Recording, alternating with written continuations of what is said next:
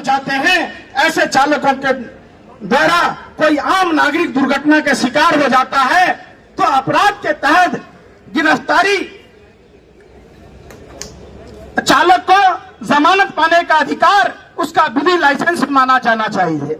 हाँ, एक बात तो हमने भी अपने संज्ञान में देखा है, अगर कहीं एक्सीडेंट हो जाता है तो चालक बंदियों को सीधा जेल डाल दिया जाता है, उनका लाइसेंस रद्द कर दिया जाता है। ये एक टेक्निकल चीजें हैं, घटना दुर्घटना कहकर नहीं आती है, तो सरकार को इस पर ध्यान देना चाहिए। जो ड्राइवर बंधु जेल में हैं, जिन पर केस चल रहे हैं, जिनके लाइसेंस निरस्त कर दिए गए हैं, उनका फिर से शुरुआत कर दी जाए, नवीनीकरण कर दी जाए और चालक बंधुओं से तमाम केस वापस लिए जाए और उनको जमानत दी जाए। जो चालक बंधु देश भर में सामान की आमद एक प्रांत से दूसरे प्रांत पहुंचाते हैं, उनका प्रशासनिक पुलिस के द्वारा जो उगाही किया जाता है नो एंट्री के नाम पर, पेपरों के नाम पर, सरकार को चाहिए उसको भी खत्म करवा देना चाहिए।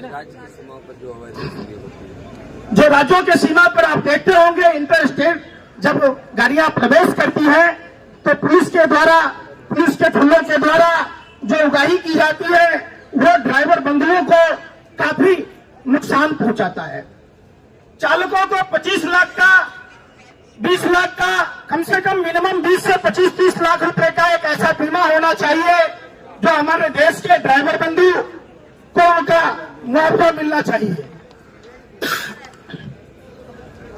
देश भर से आए हुए हमारे ड्राइवर बंधु जिन 29 मांगों के समर्थन में आए हैं, मैं उनको क्रमशः बता रहा हूं ताकि आप भी संज्ञान में लें। चालकों को कम से कम 10 से 20 लाख का एक्सीडेंटल बीमा भी मिलना चाहिए।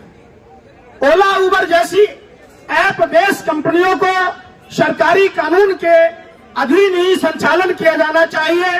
ओला उबर में भी खामी देखी गई, लोग लोन ले लेते हैं। ओला उबर में जो हमारे ड्राइवर बंधु चलाते हैं उनको किसी भी तरीके का जो मानवीय संवेदनाओं के आधार पर जो सरकारी नौकरियों में मिलता है, जो बंधु हैं, अभी आपने देखा होगा एक वीडियो वायरल हुई थी कि चालकों को गर्मी में रहना पड़ता है और चालकों को 24 घंटा की ड्यूटी होती है, वो रास्ते में ही सोते हैं। तो चालक जब अगर फ्री माइंड नहीं होगा, अगर उनके केबिन में एसी पंखे की व्यवस्था नहीं होगी तो गाड़ी का संचालन कैसे होगा? तो जो बड़ी बड़ी कंपनियां हैं और सरकार को भी ऐसे कानून बनाना चाहिए और चालकों को 8 घंटे की ड्यूटी और जो 25 से 26 दिन का ही काम लिया जाना चाहिए। महीने में 4 से 5 दिन की मंथली छुट्टी भी दी जानी चाहिए। सरकार को, मोदी सरकार को इस पर पहल करते हुए एक कानून बनाया जाना चाहिए कि अगर हमारे चालक फ्री माइंड नहीं होंगे, अगर उन पर बोझ होगा तो गाड़ियों का एक्सीडेंट होगा। जब हमारे चालक बंधु फ्री माइंड होंगे, जब उनको मंथली छुट्टियां मिला करेगी तो दुर्घटना में कमी आएगी। ये परिवहन मंत्री नितिन गडकरी जी ने भी स्वीकार किया था।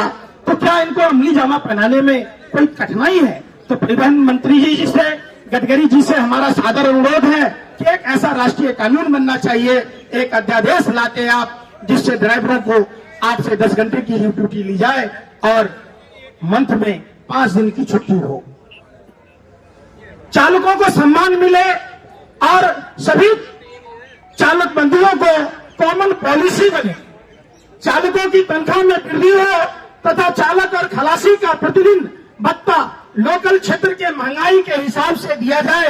ये हमारे देश भर से आए हुए चालक और जो खलासी बंधु हैं इनका डिमांड है।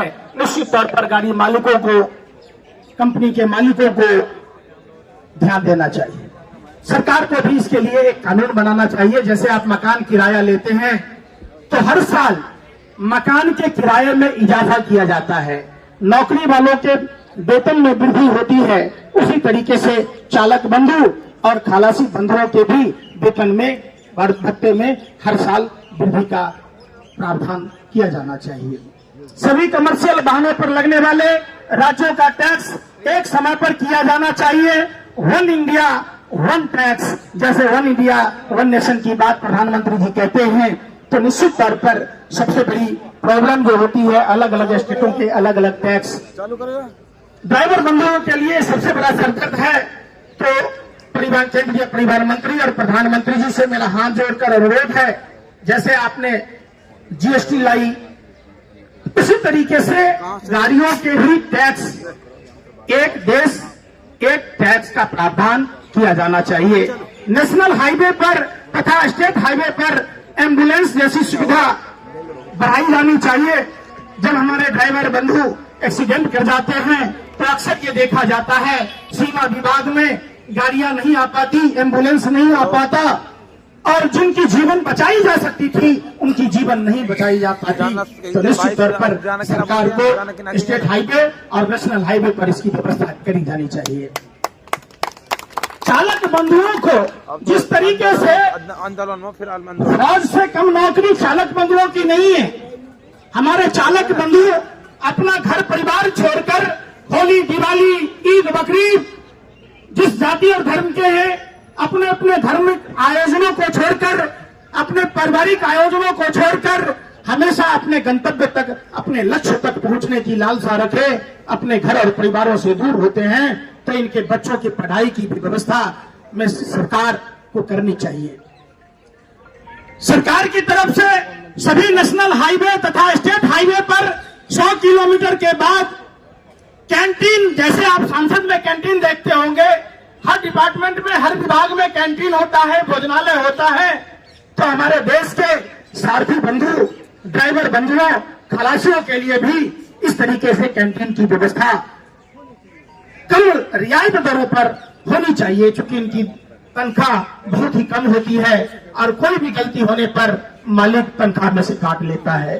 तो सरकार अगर सरकारी नेशनल हाईवे, स्टेट हाईवे पर संसद जैसी व्यवस्था अगर न करती है तो कम से कम भोजनालय का तो व्यवस्था कर दे, जहां शौचालय की व्यवस्था हो, जहां पीने की पानी की व्यवस्था हो, जहां फर्स्ट एड की व्यवस्था हो, जहां उनके थकान से संबंधित अगर कोई हल्की फुल्की बीमारी है तो वहां डिस्पेंसरी, विश्रामालय जैसी व्यवस्था की व्यवस्था सरकार को करनी चाहिए। सभी टोल नाका पर कीमत के साथ उसका नियम और कायदा भी दर्शाया जाए। प्राइवेट और कमर्शियल वाहनों की अलग अलग लाइन हो, ताकि जिनको निश्चित सीमा में हमारे ड्राइवर बंधुओं को पहुंचना होता है। टोल नाका पर ऐसा देखा जाता है अक्सर कि टोल में लेट लतीफी होता है, जिसके कारण ये गंतव्य तक नहीं पहुंच पाते, इनका कीमती समय बर्बाद होता है। तो सरकार को तमाम जो कमर्शियल व्हीकल हैं, एम्बुलेंस की तरह, उनके भी अलग रूट तय किए जाने चाहिए, क्योंकि ये गंतव्य तक पहुंच सके। कई दफा ये होता है खाद्य सामग्रियां होती हैं अलग अलग, आप पूरा देश ये जानता है कि अगर ड्राइवर न होते तो हम न होते, हम न होते तो हमारा राज्य और देश न होता। तो जरूरी है ड्राइवरों की सुविधा सुनिश्चित की जाए।